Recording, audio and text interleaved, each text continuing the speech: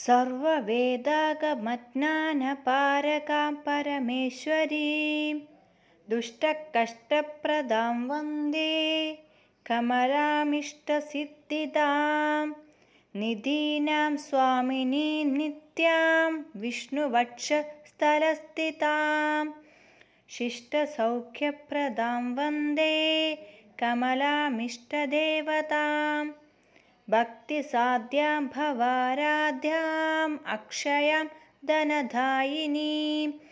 सुरासुरानतदां वन्दे कमलां सुन्दराननां शेषनागेशयानस्य दयितां जगदां पते क्षीराब्धितनयां वन्दे कमलां श्रीहरिप्रियां भक्तहृद्योममध्यस्थां सिद्धिबुद्ध्यद्धिदायिनीं विष्णुहृन्मन्दिरां वन्दे कमलामिन्दिरां रमां कमलापञ्चकस्तोत्रराजो